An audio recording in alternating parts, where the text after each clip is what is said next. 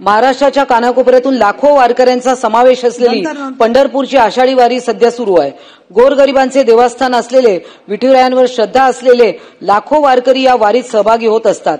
या वैष्णवांच्या मेळाव्यात अनेक दिवसांपासून देवाला न मानणारे नास्तिक संघटना यांचा शिरकाव झालेला आहे आणि अतिशय गंभीर बाब आहे। म्हणजे वेगवेगळ्या नावाखाली हे अर्बन नक्षलाइट जशी संविधान दिंडी, पर्यावरण वारी या नावाखाली किंवा लोकायत या नावाखाली हे लोकांचा ठिकठिकाणी वारीमध्ये जाऊन काहीतरी पथनाट्य करतात किंवा काहीतरी भाषणं देतात आणि लोकांचा बुद्धिभेद करण्याचा हे प्रयत्न करतात। आपल्याला माहिती आहे की महाराष्ट्र राज्य येत्या अधिवेशनात महाराष्ट्र विशेष जनसुरक्षा विधेयक आणणार आहे आणि हे विधेयक देखील या अशा गोष्टींना अटकाव करण्यासाठीच आहे।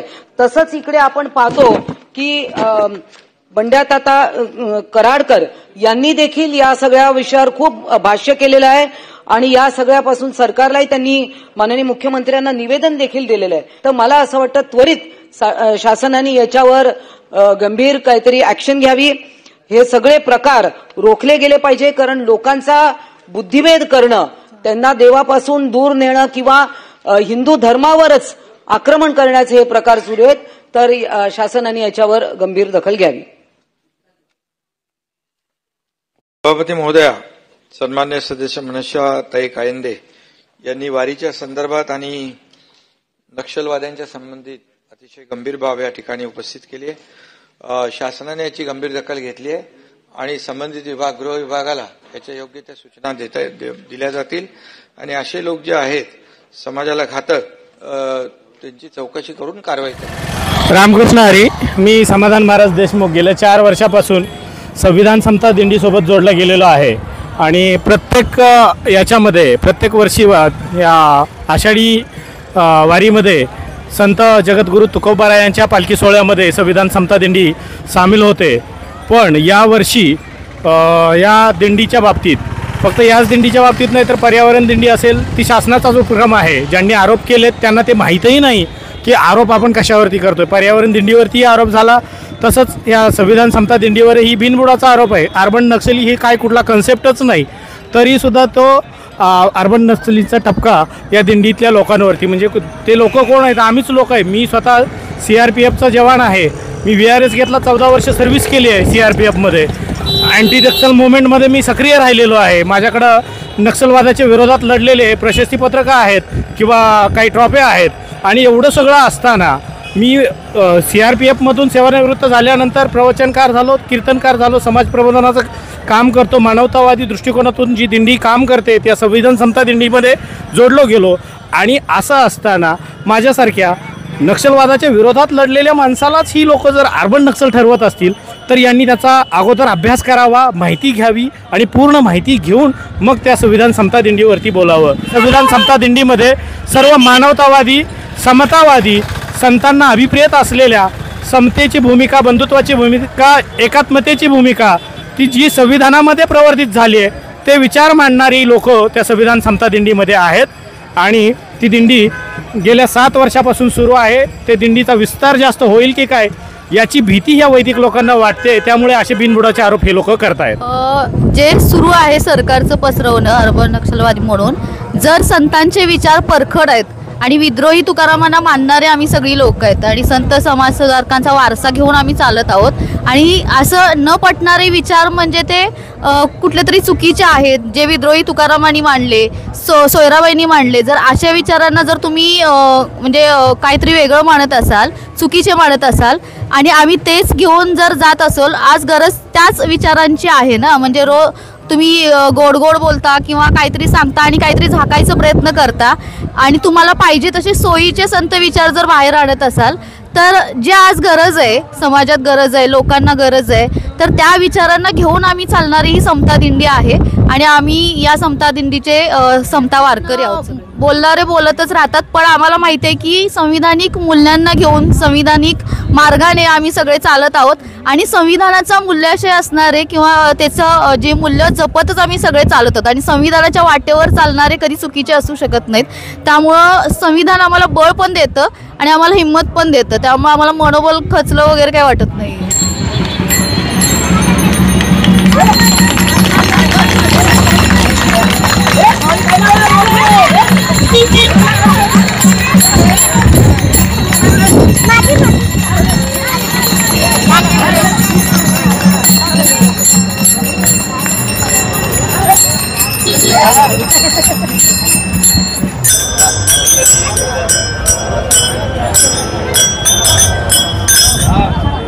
सर्वावर प्रेम होतो.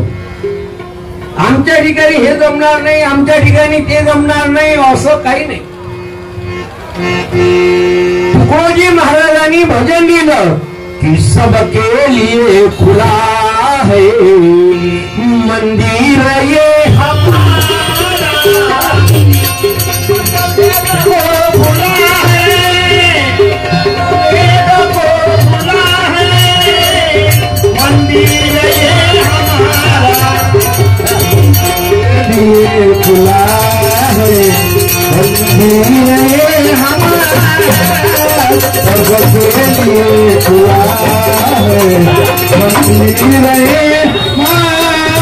हे फारच चिंतनीय आणि निषेधार्ह आहे की संविधानाच्या आणि समतेबद्दलचा विचार मांडणाऱ्या लोकांना हिंसावादी असा शिक्का मारून त्यांना समाजामध्ये बदनाम करण्याचं जे मोठं षडयंत्र सरकार धार्जिण्या अशा काही विचारधारेतल्या संघटनांच्या वतीने एक षडयंत्राचा भाग म्हणून राबवलं जात आहे. आणि त्याचे काही प्रवक्तेपण आणि प्रतिनिधित्व महाराष्ट्राच्या विधिमंडळातले काही निवडलेले प्रतिनिधी करतायत. हे दुःखद आहे. हे महाराष्ट्रातल्या आणि केंद्रातल्या देखील सरकार ही जी काही यंत्रणा आहे ज्याचं जबाबदारी कल्याणकारी राज्य निर्माण करण्याची आहे आणि भारतीय संविधानाने ठरवलेल्या मूल्यांना प्रत्यक्षात आणण्यासाठी सरकार नावाची यंत्रणा आणि त्यामध्ये लोकप्रतिनिधी गृह आहे. आणि त्या सगळ्यांनी त्यांच्या कामाला न्याय देण्याच्या ऐवजी समाजामधल्या वेगवेगळ्या प्रश्नांच्या सोडवणुकीसाठी आणि विचारधारेच्या प्रतिनिधित्व करणारे काम संघटना संस्थांमधल्या कार्यकर्त्यांना नेत्यांना बदनाम करण्यासाठीची एक मालिका चालवलेली आहे. त्यामुळे हे अर्बन नक्षलच्या नावाने हिंसेचा पुरस्कार करण्याबद्दलचं बदनाम करण्याचा कार्यक्रम मोठ्या प्रमाणात चालू आहे. आणि खरं म्हणजे संविधान समता दिंडी किंवा एक दिवस तरी वारी अनुभवावी हे उपक्रम हे संत विचाराचं प्रतिबिंब भारतीय संविधानात कसं उमटलेलं आहे हे सांगण्याचा हा परस्पर संवाद करण्याचा कार्यक्रम म्हणून आम्ही राबवतो आहे. आणि त्याच्याबद्दलचा आमचा हेतू अतिशय प्रामाणिक आहे, नम्र आहे. त्यामुळे हे सगळं जे घडतं आहे हे आमच्यासाठी दुःखदायी आहे, वेदनादायी आहे आणि निषेधार्ह आहे. नमस्कार. अभिव्यक्तीचा हा विशेष भाग पंढरपुरातून प्रसारित करतोय. आपल्या सगळ्यांना माहिती आहे पंढरीची आषाढी एकादशी आहे आणि आदल्या दिवशी पंढरपुरात सगळेजण आम्ही पोहोचलेलो आहोत. यावर्षी कधी नव्हे ते म्हणजे गेल्या अनेक वर्षांपासून संविधान समता दिंडी वारीमध्ये सहभागी होत असते. परंतु विधान परिषदेमध्ये आपण बघितलं एका उथळ डोक्याच्या महिला आमदाराने या संविधान समता दिंडीविषयी काही वक्तव्य केलं. त्यानंतर राज्य सरकारने जी भूमिका घोषित केली आणि त्यामुळे सर्वत्र संविधान समता दिंडीविषयी प्रचंड प्रमाणात महाराष्ट्रभर चर्चा सुरू झाली, बऱ्या वाईट अशी वेगवेगळ्या स्वरूपाची. ही संविधान समता दिंडी गेली अनेक वर्ष हरिभक्त परायण सन्माननीय श्यामसुंदर महाराज सोन्नर यांच्या नेतृत्वाखाली वारीमध्ये सहभागी होत असते आणि त्यांच्या नेतृत्वाखाली तिचं सगळं मार्गक्रमण होत असतं. तर नेमकी संविधान समता दिंडी चं प्रयोजन काय आणि त्यानंतर हा जो सगळा गदारोळ सुरू आहे याविषयी आपण बोलण्यासाठी थेट महाराजांकडे चाललेलो आहे. महाराज नमस्कार. रामकृष्ण हरी. रामकृष्ण हरी. नेमकं आपण त्या वादाच्या विषयावरती नंतर येऊच, पण मुळात या वारीचं प्रयोजन ही संकल्पना नेमकी काय? एकंदर काय झालं की संविधानाला 70 वर्ष झाली. त्यावेळेला संविधानाविषयी काहीतरी चांगलं लोकांपर्यंत पोहोचावं, संविधान लोकांपर्यंत गेलं पाहिजे. तसं आम्ही संविधानाचं काम करणाऱ्या काही लोकांनी ठरवलं की आपण काहीतरी उपक्रम करायचे. मग कोणी शाहिरी करणारे होते, त्यांनी सांगितलं की मी वर्षभर शाहिरीचे कार्यक्रम करेल. कुणी सांगितलं की आम्ही चित्र प्रदर्शन करू. त्यावेळेला मी कीर्तन करत असल्यामुळे मी सांगितलं की संविधानाला 70 वर्ष होत असल्याच्या निमित्तानं मी 70 ठिकाणी कार्यक्रम करण्याचा संकल्प केला. पहिला कार्यक्रम त्याचा दिल्लीमधल्या RK पुरम या ठिकाणच्या विठ्ठल मंदिरात केला. 35वा कार्यक्रम नागपूर शहरात केला, कारण ते राज्याची उपराजधानी आहे. आणि 70वा मला मुंबईमध्ये करायचा होता. पण त्या दरम्यान 70वा मुंबईमध्ये झाला, पण 17व्याचं नियोजन झाल्यानंतर पुन्हा काही फोन आले की महाराज तुमच्या त्या कार्यक्रमाची खूप चांगली चर्चा आहे आणि आमच्याकडे केलं पाहिजे. मी म्हणलं नाही, आता माझ्या 70 कार्यक्रमाचं नियोजन झालंय. ते म्हणले 71 केलं तर आपल्याला काही पाप तर लागणार नाही आणि पाप पुण्याच्या पलीकडे आपण आहोत, तर त्याच्यामुळे तुम्ही 71 स्वीकारा. आणि मग ते 77 कार्यक्रम आपण 2 महिन्यात केले. आणि त्याच्यानंतर असं वाटलं की हा विचार वारकरी लोक खूप चांगल्या प्रकारे समजून घेत आहेत.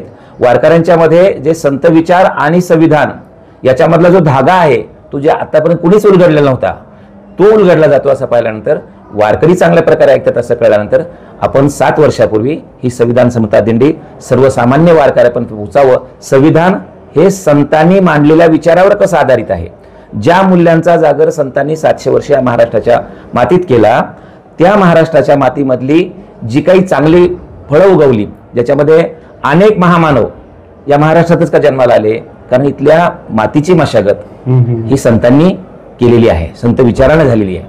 आणि म्हणून हा संत विचाराने झालेला संविधानाचा विचार वारकऱ्यापर्यंत पोहोचला पाहिजे, याच्यासाठी आम्ही 7 वर्षापूर्वी संविधान समता दिंडी सुरू केली आहे. काय म्हणजे प्रामुख्यानं सगळे डिटेल सांगायची गरज नाही, परंतु 1-2 जर उदाहरणं द्यायची झाली, संविधान आणि संत विचार यातले साम्य स्थळ सांगायचं म्हटलं तर अशी 1-2 उदाहरणं काय सांगता येतील आपल्याला? अनेक सांगता येतील. आता आपण संविधानाची प्रास्ताविका जर वाचली तर संविधानाच्या प्रास्ताविकेमध्ये समता, स्वातंत्र्य, बंधुत्व आणि सामाजिक न्याय ही 4 मूल्य आहेत. तुकाराम महाराजांच्या एका अभंगामध्ये या सर्व इक्वेलिटी येतात. म्हणजे यारे यारे लहान थोर, आता तत्कालीन समाज व्यवस्थेप्रमाणे काही समाजाला मोठे समाज समजले जात होते, अशा अर्थानं पण आपण घेऊ शकतो. काही समाज लहान समजले जात होते, अशा अर्थानं पण घेऊ शकतो आणि वयाच्या अंगानं पण घेऊ शकतो. यारे यारे लहान थोर आणि भलते याती, कोणत्याही जातीतले, आणि फक्त पुरुष नाही, नारी नर, म्हणजे जेंडर इक्वॅलिटीमध्ये नारी नर जाती दिसतं. भलत्या यातीमध्ये आपल्याला कोणत्याही जातीतले दिसू शकतं. म्हणजे सर्वजण आपण समपातळीवर आहोत. मग काही जण म्हणतात मग धर्माचं कसं काय याच्यामध्ये नाही, तर तुकाराम महाराज दुसऱ्या एका अभंगामध्ये सांगतात की याता याती धर्म नाही विष्णुदासा, वारकऱ्यांना जात आणि धर्म नाही, याच्यामध्ये आपल्याला इक्वॅलिटी म्हणजे समता दिसते. मग संविधानाचं दुसरं मूल्य आहे स्वातंत्र्य, की जे आपल्या मनामधल्या व्यथा वेदना व्यक्त करण्यासाठी जे अभिव्यक्ती, जे तुम्ही तुमच्या चॅनलचं नाव पण तसं आहे, तर पोकरकर साहेब हे अभिव्यक्तीचा पहिला एल्गार आहे ना, तो 700 वर्षापूर्वी संतश्रेष्ठ नामदेव महाराजांनी जो अभंग नावाचा काव्य प्रकार आपल्याला दिला त्या काव्य प्रकारातून झालेला आहे. हा काव्य प्रकार जर नामदेव महाराजांनी निर्माण केला नसता तर आमच्या चोखोबा महाराजांना आपलं दुःख व्यक्त करताच आलं नसतं, आमच्या सोयराबाईला आपलं दुःख व्यक्त करताच आलं नसतं, जनाबाईला जे या पंढरपुरामध्येच की डोक्यावरचा पदर घेत नाही म्हणून हिनवलं गेलं होतं, तुला टाळ वाजवण्याचा कीर्तन करण्याचा अधिकार नाही असं सांगितलं जात होतं. आजही सांगतात काही महाराज मंडळी, म्हणजे ज्या वेळेला मला विचारतात की वारकऱ्यामध्ये एवढी समता आहे, मग तुम्हाला समता सांगायची आहे, तर जिथं समता मानली जात नाही अशा अमक्या ठिकाणी जा आणि तमक्या ठिकाणी जा, आमच्या वारीमध्ये सगळ्यांना समता सांगितली जाते, मग तुम्ही इथं समता सांगायची काय गरज आहे. पण तसं सांगणाऱ्या लोकांना मी सांगू इच्छितो की आज किती फडावर महिलांना कीर्तन करू दिलं जातं. आजही काही जे महाराज आहेत ते आपल्या फडावर महिलांना कीर्तन करू देत नाहीत, नवे त्यांना टाळ घेऊन उभा राहू देत नाहीत. ती टाळ घेऊन उभा राहिली, त्यांचं कीर्तन जर दुसऱ्या एखाद्या गावामध्ये रेग्युलर सप्ताहामध्ये घेतलं आणि तिथं जर महिला टाळ घेऊन उभी राहिली तर ते सांगतात त्या महिलेला खाली बसवा, नाही तर मी कीर्तन करणार नाही. पण पोकरकरजी 700 वर्षापूर्वी हाच विशेष जनाबाईच्या बद्दल झाला होता. जनाबाईला इथल्या लोकांनी सांगितलं नामदेव महाराजांनी वारकरी संप्रदायाचा प्रचार आणि प्रसार करण्यासाठी पंजाबमध्ये गेले आणि त्यावेळेला इथली सर्व वारकरी परंपरा चालवण्याची जबाबदारी त्यांनी जनाबाईकडे दिली होती. आणि जनाबाई इथल्या सगळ्या परंपरा, आषाढीची परंपरा, कार्तिकीची परंपरा, प्रत्येक एकादशीची परंपरा ही सगळी सांभाळत असताना तत्कालीन त्या प्रस्थापित लोकांना कसं काय सहन झाले, एक बाई असं सगळं पाहत्यानंतर म्हणून त्यांनी कुजबूज करायला सुरुवात केली. काय कुजबूज करायला सुरुवात केली, काय जणी आहे ही, कशी चालते, डोक्यावर पदर नसतो. म्हणजे आजही एखादी महिला चांगलं काम करत असेल आणि तिच्या कामामध्ये आपल्याला काही चूक दिसत नसेल तर आमच्याला पुरुष मंडळींना त्याची चूक दाखवण्यासाठी एकच साधन आहे, म्हणजे काय, तिच्या राहणीमानावर चर्चा करायची आणि त्या चर्चेच्या आडून तिच्या चारित्र्यावर संशय निर्माण करायचा. तसंच जनाबाईच्या बद्दल केलं गेलं. त्यावेळेला जनाबाईने तिथे ठणकावून सांगितलं की डोईचा पदर आला खांद्यावरी, भरल्या बाजारी जाईल मी डोईचा पदर खांद्यावरचा टाकून दिलाय आणि घरात नाही बाजारात चालली, तुम्हाला काय करायचे ते करा. जने तुला टाळ वाजवण्याचा अधिकार नाही, तुला कीर्तन करण्याचा अधिकार नाही. जनाबाईने खणखणीत भाषेत त्यांना सांगितलं, हातामध्ये टाळ खांद्यावरी विना, आता मज मना कोण करी, मला मनाई करणारे तुम्ही कोण आहात. अशा प्रकारचं अभिव्यक्त होण्याचं माध्यम हे 700 वर्षापूर्वी नामदेव महाराजांनी या वारकऱ्यांच्या हातामध्ये दिलं. सोयराबाईचे, आमच्या चोखामेळ्यांचे, त्यांच्या मुलाचे, त्यांचा मुलगा तर देवाला प्रश्न विचारतो, देवा आमुची केली हे नाही आती, तुझं ना कळे श्रीपती, जन्म गेला उष्टे खाता आणि लाज नाही तुझ्या चित्ता. तो म्हणतो की ममेव अंश जीव लोके जीव भूत सनातन, हा या जगामधले सगळे जीव माझे अंश आहेत म्हणतोस. मग माझा बाप उष्ट्यावर जगतो, बाकीचे तिकडे चांगल्या पत्रवळ्यावर त्या ठिकाणी जेवतात आणि त्यांनी टाकलेल्या पत्रावर मला जगावं लागतं. तुला लाज नाही वाटत? कुणाला? देवाला. हे जे अभिव्यक्त होण्याचं माध्यम आहे हे 700 वर्षापूर्वी नामदेव महाराजांनी निर्माण केलेल्या अभंग नावाच्या काव्य प्रकारातून लोकांना मिळालं. आणि त्याच अभिव्यक्ती स्वातंत्र्याचा समावेश विश्वरत्न महामानव डॉक्टर बाबासाहेब आंबेडकरांनी संविधानात केलाय. मग बाबासाहेबांना विचारलं, बाबा तुम्ही समता आणि स्वातंत्र्य जर लोकांना दिलेलंच आहे तर पुन्हा बंधुत्व वगैरे कशाला सांगता? बंधुत्वाची काय गरज आहे? तेव्हा बाबासाहेबांनी आपल्या संविधान सभेच्या शेवटच्या भाषणात दिलं उत्तर फार महत्वाचं आहे. बाबासाहेब म्हणाले की समता आणि स्वातंत्र्य मला लोकांपर्यंत पोहोचवण्यासाठी प्रत्येक ठिकाणी पोलिसाला दंडुका घेऊन उभं करावं लागलं तर ते खरं स्वातंत्र्य असणार नाही, ती खरी समता असणार नाही. ज्यावेळेला लोक एकमेकाच्या माणूसपणाचा सन्मान करतील आणि एकमेकाच्या माणूसपणाला जागतील ते खरं स्वातंत्र्य असेल. आणि आपण वारीमध्ये आता आलेले आहात. गेल्या वर्षी तुम्ही आमच्या बरोबर संविधान समता दिंडीमध्ये चालला होतात तर आपण पाहता की इथे कुणीच कुणाला हस्तक्षेप करत नाही. पोलीस असतात, त्याच्याबरोबर काठ्या पण असतात, पण पोलिसांना एकदाही आपली काठी तर उगारावं लागत नाही. एकही दिंडी आपला नंबर सोडून पुढे जात नाही. बरोबर. म्हणजे पोलिसांच्या हस्तक्षेपाशिवाय चालणारी जी व्यवस्था आहे ती व्यवस्था इथे असते. महाराज हे समतेचे, मानवतेचे, बंधुत्वाचे, एकतेचे, एकोप्याचे हे सगळे विचार घेऊन तुम्ही वारीत चालतायत. त्या मार्गाने तुमची दिंडी चालते, संविधानाचे विचार लोकांपर्यंत पोहोचवतात. याच्यात नक्षलवाद कुठे आला? म्हणजे तुम्हाला आता हे शासन नक्षलवाद ठरवण्याच्या मागे लागलंय, हे काय म्हणजे तुम्ही कसं बघता याच्याकडे? नाही, काय उद्देश असेल याच्या मागे? मी विचार कोणाचे सांगतोय? तुकाराम महाराज सांगतोय, बरोबर. नामदेव महाराज सांगतोय, जनाबाईचे सांगतोय. आणि मग हे विचार त्यावेळेच्या काही लोकांना आवडत नव्हते ना. म्हणजे तुकाराम महाराजांनी सांगितलेलं यातायाती धर्म नाही विष्णुदास असेल, किंवा यारे यारे लहान थोर भलते याती नारी नर असेल, की सगळ्यांनी समान पातळीवर राहिले पाहिजे, कुणीच उच्च असणार नाही, कुणीच खालचा असणार नाही, सगळे तुम्ही एक पातळीवर आहात, अशी समाज व्यवस्था निर्माण झाली पाहिजे.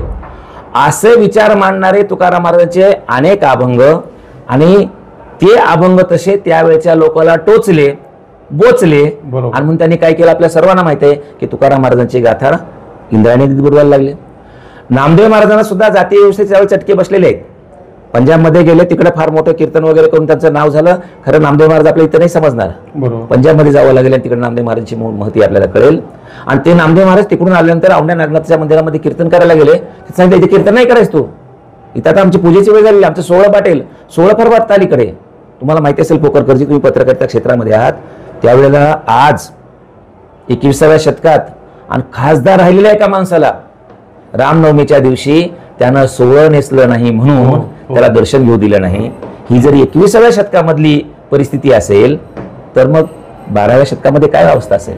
सांगितलं नाही कीर्तन करायचं, काय कर तू नाही करायचं. नामदेव महाराज खिन्न झाले आणि बाहेर बसून पंजाबमध्ये आलेले होते, पंजाबमधून आले होते, त्यामुळे ते हिंदी मिश्रित पंजाबी भाषा त्याच्यामध्ये त्यांनी त्या खिन्न मनाने त्यावेळेला अभंग लिहिलेला आहे. आणि प्रश्न देवाला जसा चोखामेळ्याचा मुलानं कर्ममेळ्याने प्रश्न केला तसं इथं नामदेव महाराज सुद्धा देवाला प्रश्न करतात. काय म्हणतात? हिन दीन जात मोरी पंढरी के राया और ऐसा नाम आदरजी तुने काहे को बनाया. अरे देवा, मी तुझं कीर्तन करू शकत नाहीये, असला नामदेव तू कशाला बनवलास? आणि त्याच्यामध्ये वेगवेगळे प्रश्न उपस्थित करून शेवटी ज्यांनी त्यांना मंदिरातून जायला सांगितलं होतं त्यांना ते सांगतात की नाना वर्ण गवा, गवा म्हणजे गाय, नाना वर्ण गवा एक वर्ण दूध, तुम काहे के ब्राह्मण हम काहे के शुद्ध. तुम्ही कशाचे ब्राह्मण आणि आम्ही कशाचे शूद्र आहोत जर तुम्ही एकाच देवाचे लेकर म्हणत असेल तर. हे केल्यामुळे नामदेव महाराजांना त्रास झाला. जनाबाईला चोरीचा आळ घालून तिला मारहाण करण्यात आली, चोखामेळ्याला चोरीचा आळ घालून मारहाण करण्यात आली. आणि चोखामेळ्याला म्हणा होतं धाव गाली विठू आता चालू नको मंद, आणि बडवे माझं मारिता ती काय ऐसा अपराध. अभंग नावाचा काव्य प्रकार नसता तर हे जे त्याने अभिव्यक्त केलेलं आहे ते आपल्यापर्यंत पोहोचलं नसतं. आणि या संतांचे विचार दिंडीमध्ये सांगितल्यानंतर हेच सगळे विचार आपल्याला संविधानामध्ये दिसतात.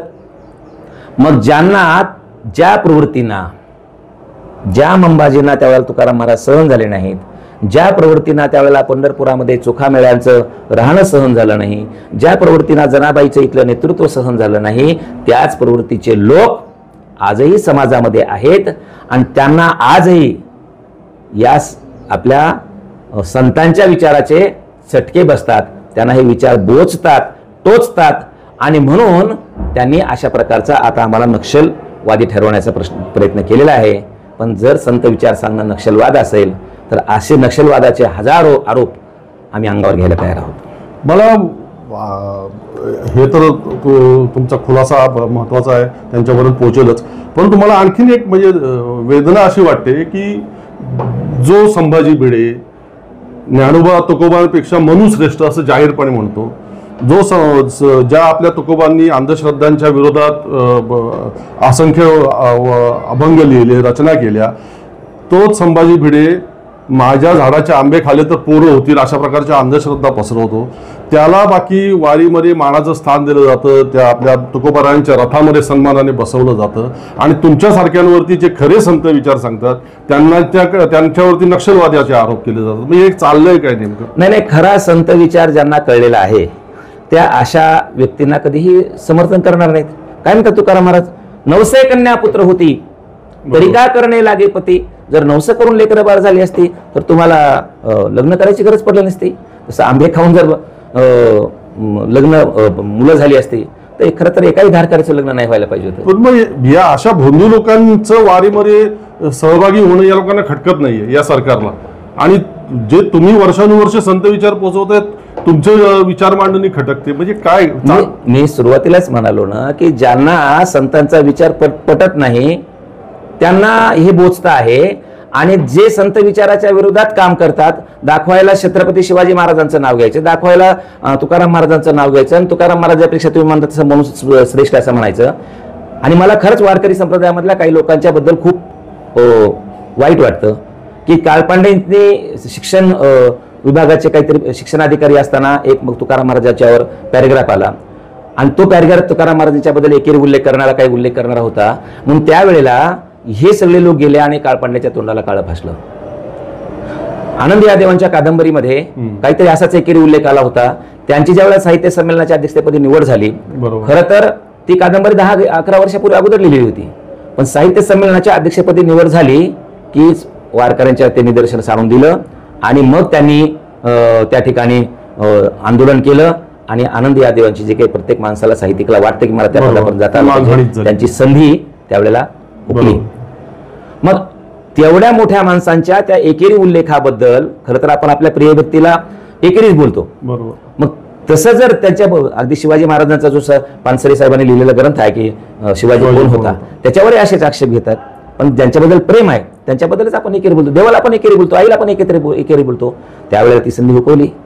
पण ज्या वेळेला आता तुम्ही सांगितलेल्या व्यक्तीने तुकाराम महाराजांच्या पेक्षा मनुश्रेष्ठ आहे म्हटलं त्यावेळेला एकाही वारकऱ्याची जीभ उचलली गेली नाही, एकालाही निषेध करावा असं वाटला नाही. ही मला अत्यंत त्या दिवसापासून खेद वाटणारी गोष्ट आहे. त्यांनीच त्या नाशिक मधल्या एका व्याख्यानामध्ये सांगितलं होतं की संविधानापेक्षा मनुस्मृती श्रेष्ठ. तुम्हाला मगाशी जे 70 कीर्तनाचं सांगितलं त्याचं कारण सुद्धा हेच आहे. ह्या अशा प्रकारच्या वारकरी संप्रदायाला भ्रष्ट करणारा किंवा वारकरी संप्रदायामध्ये विषमतेचं विषारी बीज पेरणाऱ्या लोकांनी या वारकरी संप्रदायामधल्या खूप लोकांना अशा प्रकारचं आपल्या दावणीला बांधलेलं आहे आणि त्याच्यासाठी वेगवेगळ्या प्रकारचे आमिष दाखवले गेलेले आहेत. त्याच लोकांना हाताशी धरून की संविधान हे आजच बोलले जात नाही, हळूहळू कुजबुजगिरी 10-15 वर्ष चालू आहे. ते आज फक्त त्याचा स्फोट झालाय आणि पैगंबर शेख म्हणाले ते मला खूप आवडलं की बरं झालं त्याने ते असं जाहीर केलं ते, कारण आता आम्हाला खरं काय ते लोक आपण मानतात तरी या निमित्ताने. तर त्यांनी सांगितलं की संविधानापेक्षा मनुस्मृती श्रेष्ठ आहे. कीर्तनात यांनी सुद्धा सांगितलं व्याख्यानात संविधानापेक्षा मनुस्मृती श्रेष्ठ आहे. आणि त्याच वेळेला दिल्लीमध्ये काही लोकांनी संविधान जाळून तुम्ही जर आमची मनुस्मृती जाळली असेल तर आम्ही तुमचं संविधान जाळू शकतो अशा प्रकारचा उन्माद केला. आणि त्यावेळेला मला वाटलं की जर कुणी संविधानाला कीर्तनामधून बदनाम करत असेल तर संविधान हे कसं संत विचारावर आधारित आहे हे लोकांपर्यंत पोहोचलं पाहिजे. आणि म्हणून त्या 2 महिन्यामध्ये 70 कीर्तने केली. आणि पोकरकर साहेब मला सांगायला आनंद होतो की आतापर्यंत माझी फक्त संविधान आणि संत साहित्यावर गेल्या 5 वर्षामध्ये 189 कीर्तन झालेली आहेत. आणि कालच मी संकल्प या सगळ्या ह्याच्यानंतर भगवान पांडुरंग परमात्माला आणि चंद्रभागा मातेला साक्षी ठेवून केलेला आहे की जर हे लोकांना इतकं संविधान रुतत असेल तर पुढच्या आषाढी एकादशीपर्यंत मी पुन्हा 100 संविधान कीर्तन करणार आहे.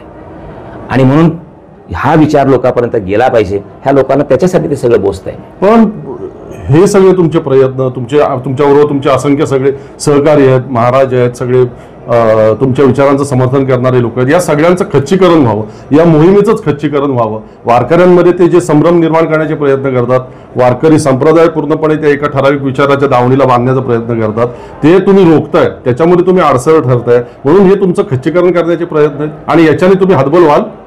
नाही, हातबल तर होणार नाही. म्हणून सांगितलं तसं जर असतं, आता तुम्हाला माहिती असेल की आताच्या या ठिकाणी ATSचा स्क्वॉड येऊन गेला. म्हणजे ATS अँटी टेररिस्ट स्क्वॉड, म्हणजे दहशतवाद विरोधी पथक. कोणाबरोबर, कोणाच्या मागे लावलंय? श्यामसुंदर महाराज सोननारांच्या. का लावलं असेल? पुण्यापासून इथपर्यंत सतत पोलिसांची आमच्यावर नजर आहे. आम्ही त्याच्याबद्दलही नकारात्मक भाव ठेवत नाही. आम्ही म्हणतो की ते आमच्या संरक्षणासाठी आलेले आहेत आणि बिचारे पोलीस तरी काय, त्यांना सांगितले ड्युटी करावी लागते. आणि म्हणून त्या पोलिसांच्या बद्दल माझ्या मनात किंचितही राग नाही. उलट त्यांना आमच्यामुळे त्रास होतो आहे. रात्रभर आमच्याबरोबर चांगल्या आपल्या घरामध्ये AC मध्ये झोपणाऱ्या लोकांना दिंडीत माझ्याबरोबर मच्छरामध्ये झोपावं लागलं आणि त्यांनी ते आनंदाने स्वीकारलं. या संविधानाच्या रक्षणासाठी त्याबद्दल त्या पोलिसांनाही धन्यवाद देतो. पण अशा यांचा उद्देश, मला वाटतंय पोलिसांचा उद्देश आमचं संरक्षण करण्याचा असू शकतो, पण आमच्या मागे पोलीस लावले तर श्यामसुंदर उद्या घाबरून घरामध्ये बसेल, त्यांचे सहकारी दबून जातील. अशा प्रकारची जर कोणाची भावना असेल तर ते होणार नाही. आणि तशा प्रकारचा त्यांच्या मनामध्ये ही होऊ नये, आत्मविश्वास निर्माण होणे का श्यामसुंदर आता दबणार आहे, हे का सगळे कार्यकर्ते त्यात पडून घरामध्ये बसणार आहेत असं वाटू नये. म्हणूनच मी काल 100 कीर्तनाचा संकल्प केला आणि पुन्हा दुसरा संकल्प कसं, काल प्रार्थना केली भगवान पांडुरंगा परमात्माकडे, पांडुरंगा तू सद्बुद्धी देणार आहेस, तरी आमचं हे काम चालूच राहणार आहे. पण जे या कामामध्ये अडथळा करतात, ज्यांच्यामध्ये विषमतेची विष त्यांच्या मेंदूमध्ये कालवलं गेलेलं आहे, आमच्या काही वारकऱ्यांच्या अज्ञानामुळे आहे. अरे इथं 700-800 वर्ष परकीयांचं राज्य आलं, काही दिवस मुसलमानांचं राज्य होतं, काही दिवस ख्रिश्चनांचं राज्य होतं, त्यावेळेला आमचा हिंदू धर्म धोक्यात आला नाही. आणि आज गेली 10, 12, 15 वर्षामध्ये इथं ज्यांना हिंदुत्ववादी अशा प्रकारचं सरकार, खरं तर मी राजकीय बोलायचं टाळतो, पण इतकं सगळं आमचे हिंदुत्वाचे रक्षणदार बाजूला बसले असताना आताच कसं काय हिंदू धर्म धोक्यात आला. आणि म्हणून आपण जागोजाग पाहत असाल की इथं आज प्रत्येक ठिकाणी जागो हिंदू आहे, हिंदू गर्जना आहेत, हिंदू रक्षक आहेत. ही आज का गरज निर्माण झाली? खरं तर आज काहीच गरज निर्माण व्हायला नाही पाहिजे. आता हिंदूंनी कसं शांतपणे आमचं हिंदुत्वाचं सरकार आलेलं आहे म्हणून गाढ झोपायला पाहिजे होतं. पण हे आमच्या भोळ्या भाबड्या जनतेच्या मनामध्ये अशा प्रकारचं भीती निर्माण व्हावी म्हणून हे सगळं केलं जात आहे. ते म्हणजे तुम्ही आता पूर्ण इतके दिवस, मागचे 15-16 दिवस वारीमध्ये सगळं चालताय सातत्याने. हा जो 4-5 दिवसामध्ये संविधान समता दिंडीला बदनाम करण्याचा प्रयत्न करण्यात आला व्यापक स्तरावरनं, त्याचा काही इफेक्ट तुम्हाला वारीमध्ये, वारकऱ्यांमध्ये जाणवला?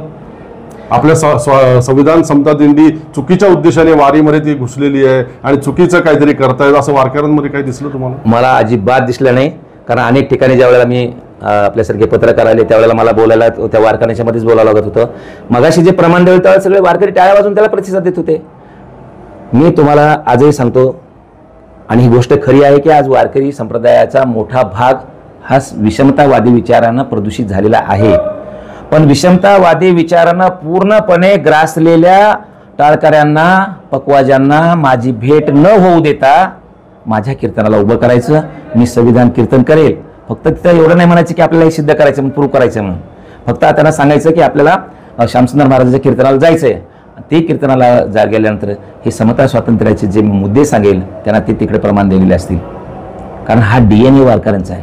म्हणून आज 700 वर्ष, आज काही पहिल्यांदा प्रयत्न झाला असेल असं मला वाटत नाही. याच्या अगोदर सुद्धा अनेक वेळा असे प्रयत्न झाले असतील. हरिभक्तपरायण परमादरणीय ज्ञानेश्वर महाराज बंडगर यांच्या होय होय वारकरीमध्ये तिचे अनेक संदर्भ आलेले आहेत की ज्यावेळेला इथं पेशवाई होती त्या पेशवाईमध्ये तुकाराम महाराजांचा अभंग घेतला कीर्तनाला, एका कुंभटाचा अभंग कीर्तनाला घेतला म्हणून काही त्यावेळेच्या कीर्तनकारावर बहिष्कार घालण्याच्या गोष्टी झालेल्या आहेत. म्हणजे हे प्रयत्न आजचे नाही आहेत, हे अनंतकाळ प्रयत्न झाले आहेत, वारकरी संप्रदायाच्या उभारणीपासून झालेले आहेत. आणि म्हणून आता पुन्हा एक तो प्रयत्न करतायत. पण त्यावेळेलाही त्यावेळेचे वारकरी डगमगले नाहीत आणि आजच्याही वारकरी डगमगणार नाहीत. हा श्यामसुंदर सोनर एकट्याचा प्रश्न नाही, संपूर्ण वारकरी संप्रदायाचा प्रश्न आहे. आणि हा वारकरी संप्रदायाचा विचार हा शाश्वत विचार आहे आणि त्याच्यामुळे हा कधी संपणार नाही. म्हणून 700 वर्ष तो वाढतो आहे. आज वारी बघताय आपण की कमी होत नाही, किती बदनामी करू द्या कमी होत नाही. मध्यंतरी काय ते साप बीप वगैरेच पण काही सांगितलं होतं की वारकरी भिले पाहिजेत, घरात बसले पाहिजेत, दडपले पाहिजेत. हे होणार नाही, कारण हा संतांचा विचार आहे. आणि जितका विरोध होईल या संतांना तितके संत खंबीरपणे उभे राहिलेले आहेत. त्या विचाराला कधी दुष्काळ पडला म्हणून तुकाराम महाराज घाबरले नाहीत. घरामधून लेकरू मेलं म्हणून, बायको मेली म्हणून तुकाराम महाराज घाबरले. त्याच्याकडे सकारात्मक बघितलं. काय म्हणतो तुकाराम महाराज, बरे झाले देवा निघाले दिवाळे आणि बरी या दुष्काळे पिढा केली कोपला पाटील. त्यावेळेचा पाटील तुकाराम महाराजांवर कोपला होता, कारण पाटलं कोणाच्या हाताखाली काम करतं आपल्या सर्वांना माहिती आहे. आताचे अनेक पाटलं कुठे कुठे आहेत आणि ते कशा आता जोरजोरानं वारकरी संप्रदायाच्या या संविधानमध्ये कसे घुसलेले आहेत वगैरे वगैरे सांगायला पुढे केले जात आहेत. पण ते पाटील कोपला तरी मी घाबरणार. कोपला पाटील गावाचे हे लोक, आता माझं भीक कोण घाली, अशा अवस्थेमध्ये तुकाराम महाराज सकारात्मकपणे त्या सगळ्या संघर्षाला सामोरे गेले आणि आताचे वारकरी सुद्धा त्या संघर्षाला सामोरे जातील असा मला विश्वास आहे.